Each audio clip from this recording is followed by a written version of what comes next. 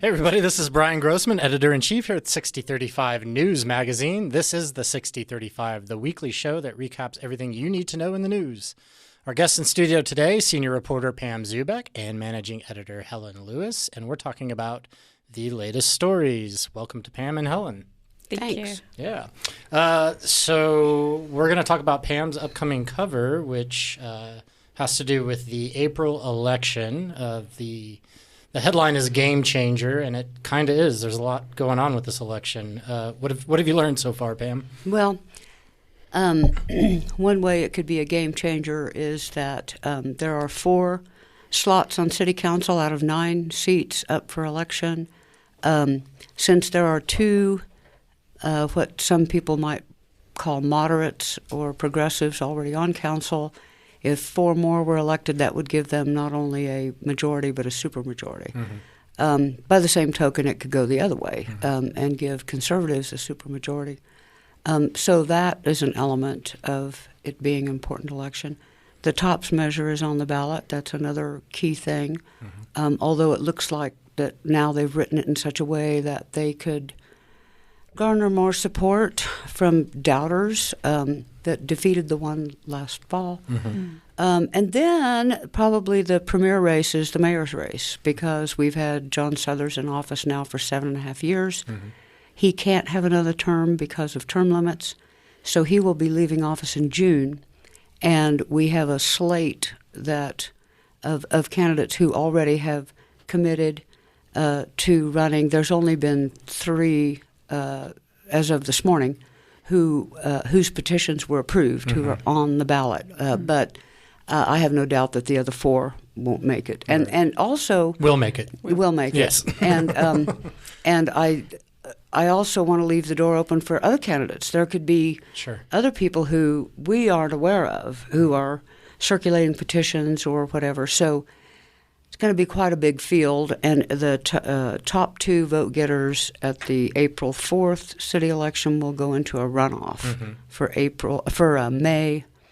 I think it's 5th, but I could be wrong about that date. Mm-hmm. And what's the deadline for applicants for the January 23rd is the last day you could submit a petition with 100 signatures of qualified electors of the city. Mm-hmm. So less than 2 weeks from now. Mm-hmm. So on the city council side, who are the players there? On city council, we're losing all the at-large candidates. Wayne Williams is an at-large council member, although he could seek another term, but he's running for mayor. Mm-hmm. So, win or lose, he gives up his council seat, and he can't run for 2 offices at the city at the same time. Right.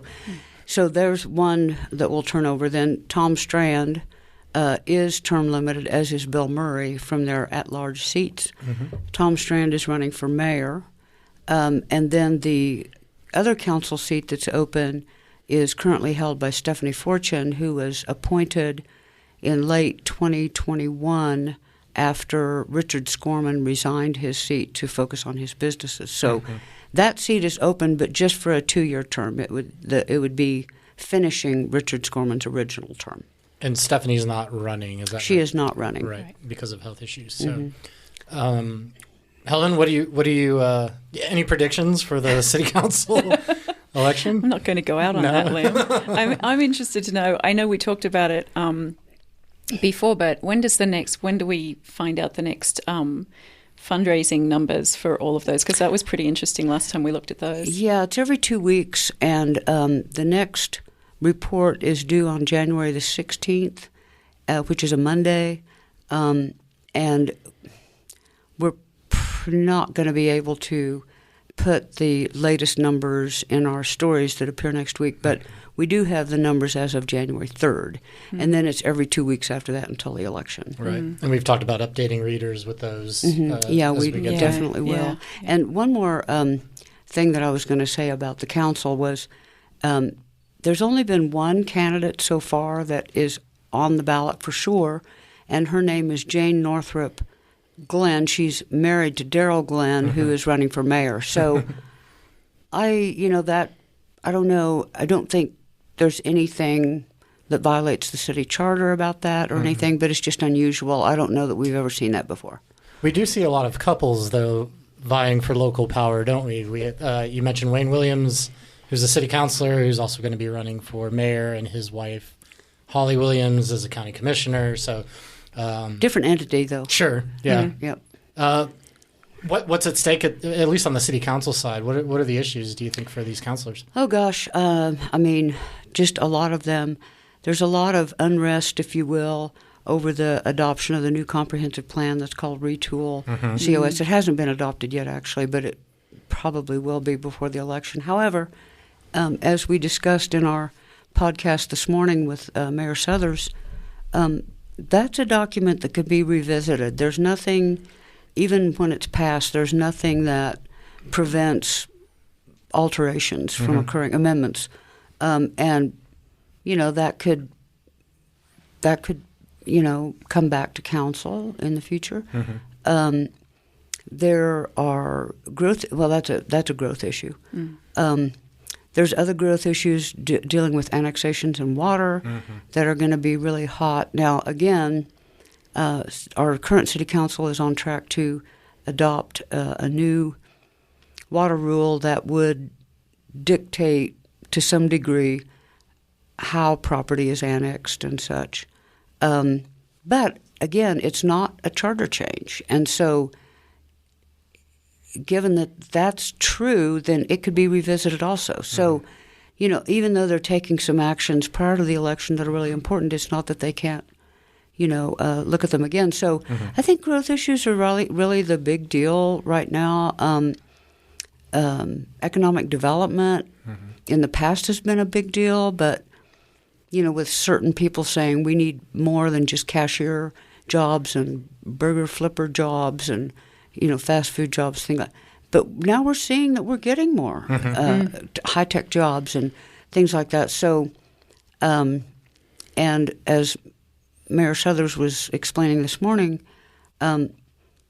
our gross product from this city has increased by 25% in the last 8 years. So he said it was $30 billion from the time the city was founded up until he took office, and since then it's grown to $40 billion. So that's pretty, production within the city. Yeah. So that's a pretty impressive figure there.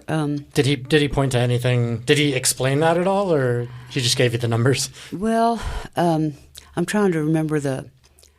What was the time frame? You said over the past 8 years? 8 years. So like Amazon, right? Right. Would have been, all of those things have occurred since he took office. Yeah, and so, but in his first term, we saw a lot of just retail jobs. Retail growth, fast food, things like that. So there were people in our community that were like, "Wait, we need higher paying jobs. Why are we getting?" So now that's starting to happen. And he could probably tell you as much as you wanted to hear about all of that. Yeah. Do you think that no matter who ends up in those council seats and in the mayor's job, that trend towards less of those, retail jobs that you were talking about, and that trend towards more of bringing in the tech jobs, do you think that'll continue?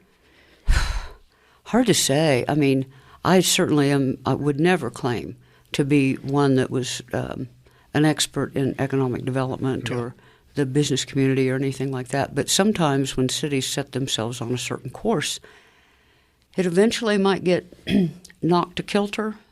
But it would be on track for a period of time. And one thing that Suthers accomplished, or a couple of things that sort of tend to put the city on that track, is the stormwater fee.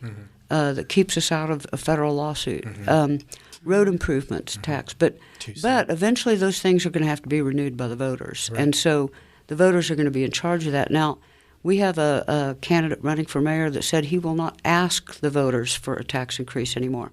For all those tax increases we've seen, he will not ask. First off, there needs to be a clarification on that point, and that is that the mayor doesn't ask. It's the council that asks. The council is the one that refers the measure to voters, or it's initiated by petition by voters. By the voters. So it's the mayor doesn't make those requests anyway. But those things are really important to business, I'm told. good infrastructure, a solid legal framework and stuff like that, which we now have in place. But I don't know, I would imagine that if we had someone in those offices that didn't mind the store, so to speak, that we might end up with some different results. Yeah. And another council issue, and I don't know whether or not new counselors or existing counselors will bring this up during their tenure, but Helen's writing the editorial about it for our next paper, and that's council pay and, maybe $6,200 they make, $6,200 they make a year, somewhere in there. Yeah, $6,250, I think. Yeah, whether or not like it's that. time to revisit that. And we've talked about that in the past, how...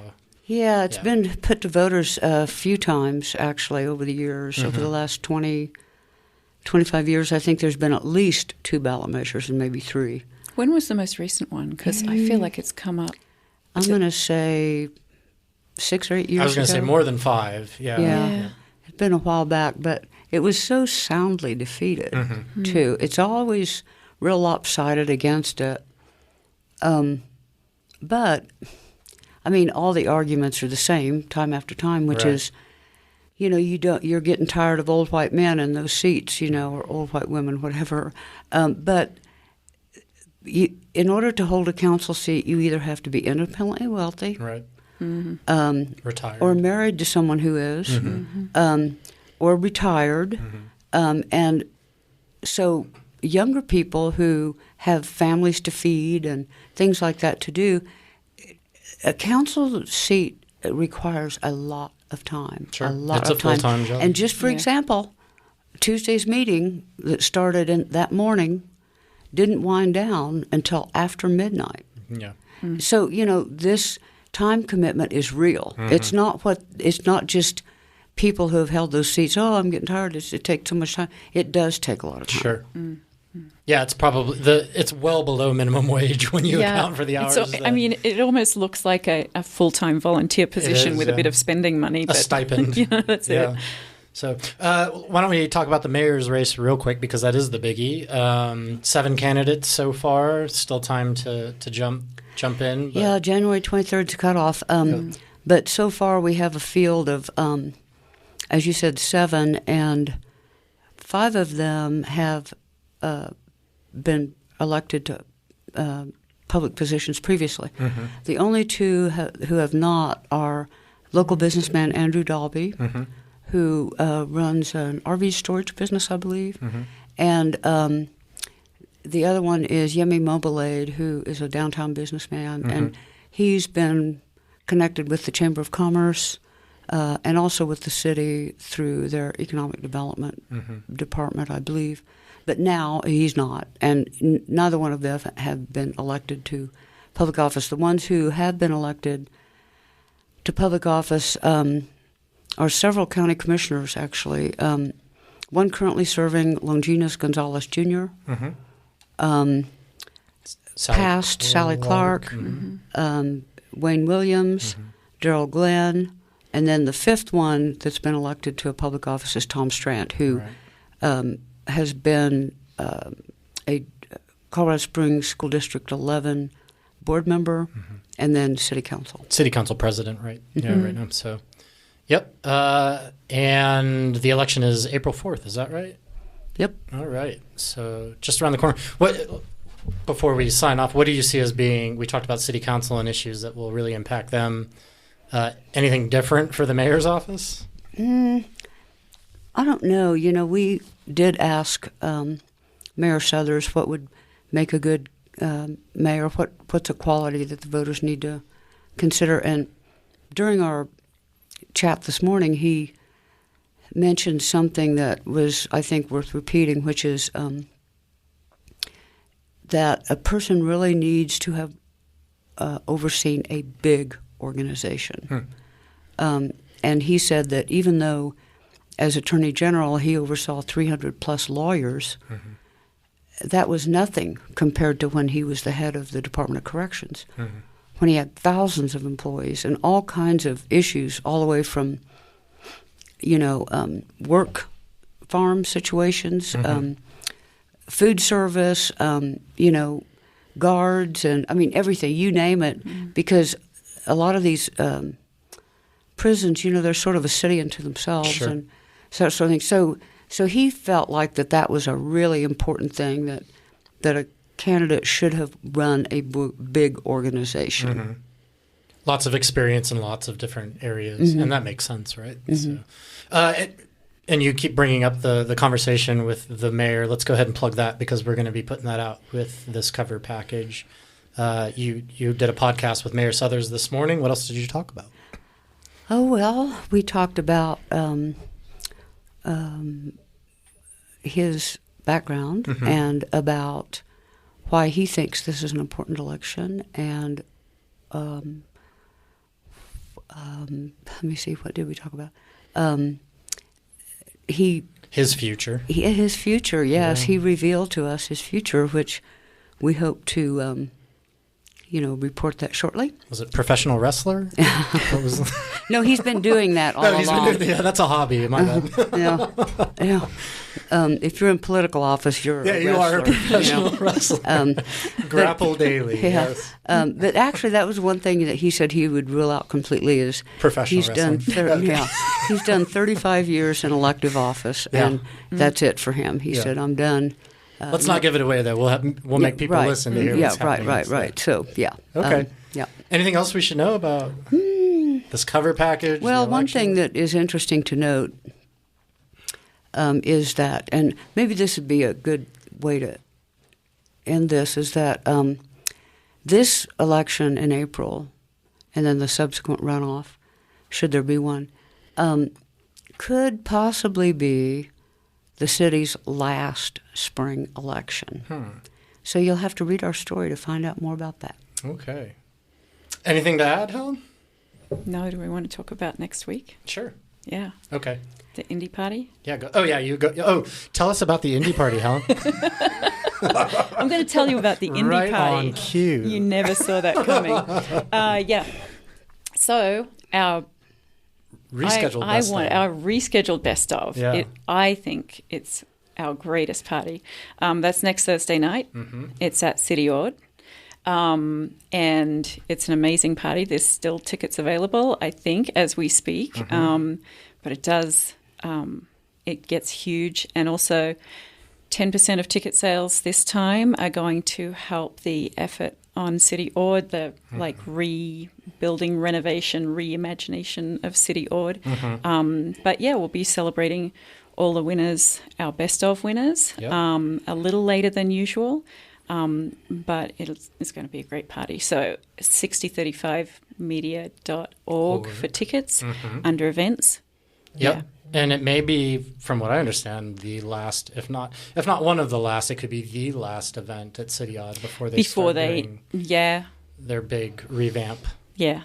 So but it's going to be one of the best events at City Ord. It's always one of the best events in period, citywide. Yeah, it really is. It's an amazing party. Yeah, it's a good party, good time. So yeah, 6035media.org. Go get your tickets there. Yep. Thank you to Pam Zubeck and Helen Lewis for joining me in the studio today. Don't forget to pick up this week's issue. There it is, of 6035 News Magazine, available on newsstands and in mailboxes around the city right now. Check out our new website, 6035media.org. If you have anything you'd like to share regarding our podcasts, questions, comments, go to podcasts@6035media.org. The show is produced by Dave Gardner and Nick Raven. Videocast is directed by Nick Raven. Music is by Jeremiah Walter. Our digital media specialist is Sean Cassidy. Art director is Dustin Glatz. Publisher is Amy Gillentine. And I'm Bryan Grossman, editor-in-chief. We'll see you next time on the 6035. The 6035.